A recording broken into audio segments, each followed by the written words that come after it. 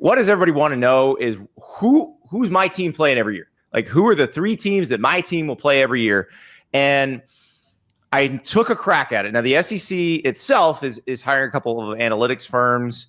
I've done this before when they were close to going to 9 in 2023. I did it in The Athletic. I think I did it in 2021 at The Athletic also. Ross Dellinger's done a really good list in the past where he got his hands on some preliminary documents where they were really going back and forth about it. But none of us know right now exactly how it's going to land. I texted with some athletic directors last night. They don't know. They're not sure. They all have their opinions about what they want, but they're also sure they're not going to get everything they want.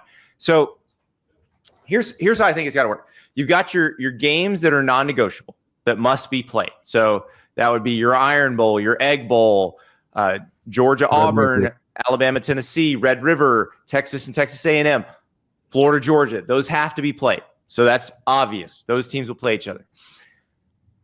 I also think if you played in a conference together for,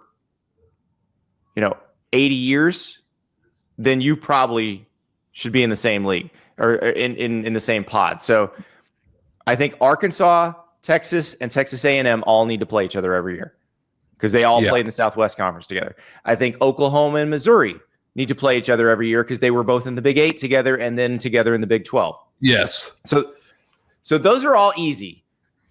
Where it gets hard is, I'll give you an example. Alabama, they have to play Auburn and they have to play Tennessee. But beyond that, who do they play? If you're ESPN and you're paying extra for this, I can tell you right now who you wanted to play. You want to play LSU. Yeah.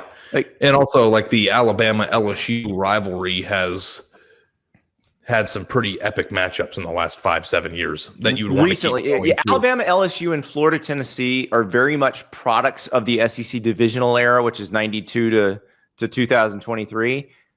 But it created rivalries where there really weren't rivalries before, and they're great. And that's why I put Florida and Tennessee together and Alabama and LSU together. Now, that may be unfair to Alabama because that's where you have to draw the line. It's like, where do you draw the line between fairness and what would be fun and what would be lucrative? Right. Because Auburn, they have Alabama and Georgia. That is the hardest pair that anybody has. And I gave them Vanderbilt because if you give them you could give them Ole Miss, you could give them LSU. Auburn had a long annual rivalry with Florida. Auburn had a long annual rivalry with Tennessee. And the Florida and Tennessee series, if you ask Auburn fans, they would love to have them back. But I'm just if you gave Auburn, what's that? What would you rather have? 2 Alabama and Georgia and Vanderbilt, or 3 teams with national championship ceilings? If I'm Auburn's coach, give me Vanderbilt all day. You don't want to play because the one that I thought was the hardest from your projected list of pods here was LSU. They get Bama, Ole Miss, and A&M every year. I thought that was difficult. Yeah, that was. I think I'm being most unfair to Alabama and LSU here, which is why I'm not sure the Alabama LSU game winds up being an annual game. Yeah, but at the same time too, what do you think they'll emphasize more, fairness or money? I think they're going to try to thread the needle there. I would go for ratings. ESPN's paying extra for this. Give them what they want. And the schedules are going to be hard anyway. The teams you don't play every year, you're going to play twice every 4 years. They're going to be on your schedule half the time anyway. So yeah. I mean, Florida's got a pretty rough one too. I mean, Florida would have Georgia, Tennessee, and Oklahoma. That'd be rough. Yeah, and I gave Florida, Oklahoma. That people might think that's weird.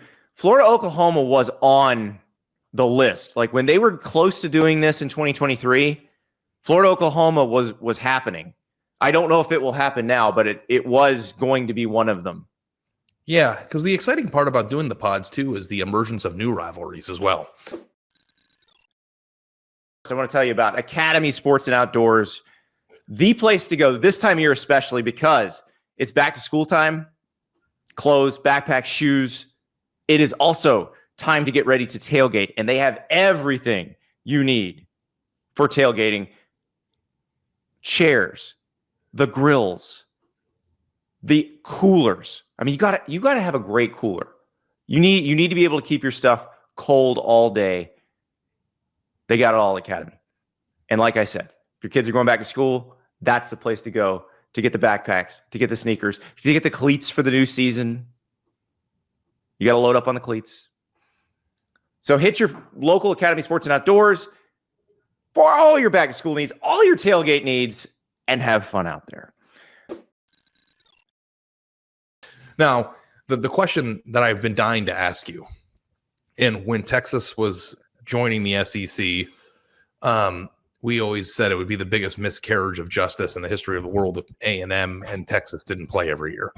Do you think the SEC will drop the ball somewhere and leave out a team or a matchup that you think is essential? No, because that's where you start. Like the way I started this is, here are the games that must be played. I called them the non-negotiable games. And it's the game. It's all the games with a name, essentially.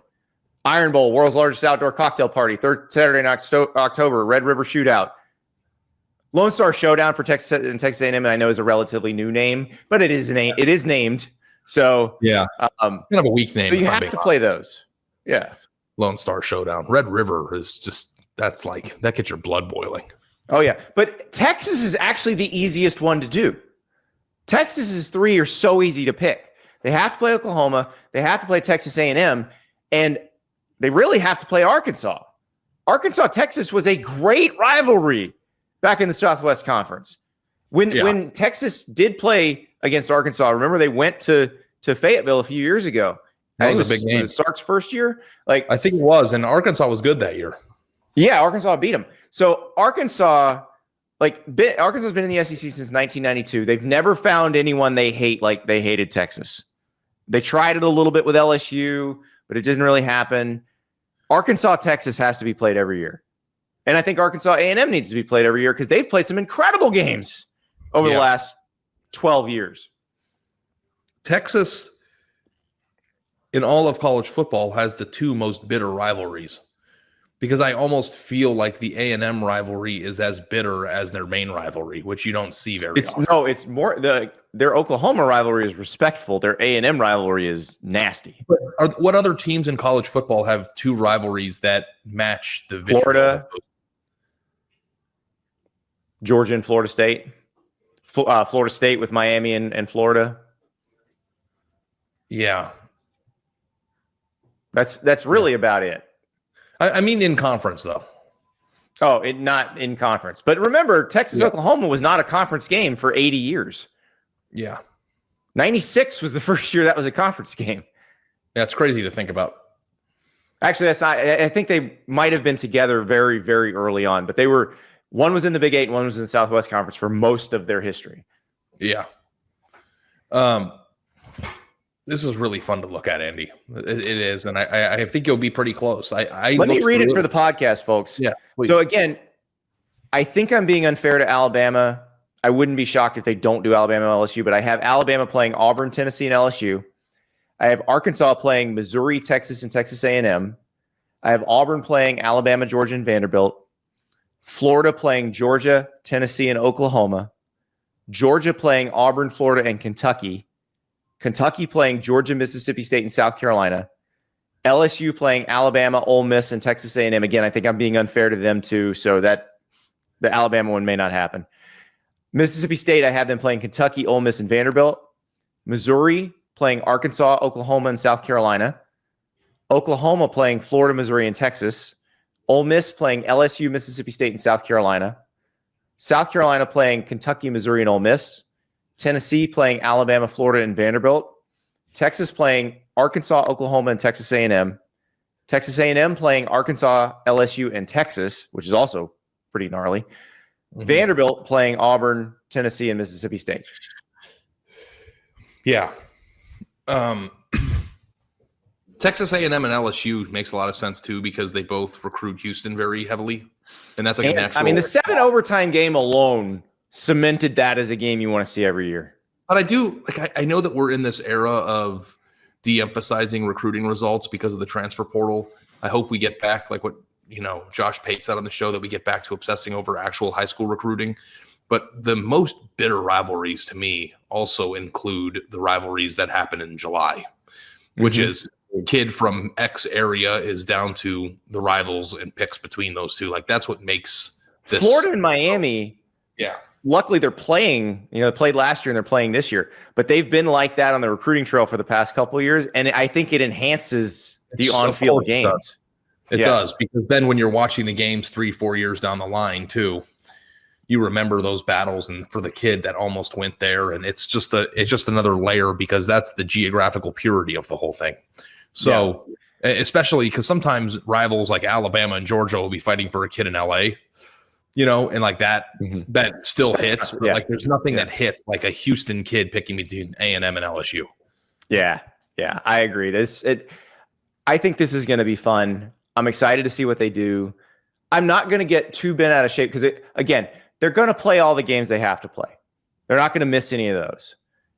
And if you don't get it exactly the way I want it, okay, they're still going to play everybody twice every 4 years. Because the biggest problem before was if you were not in the same division and you weren't annual rivals, you were only seeing that team like once every 7 years.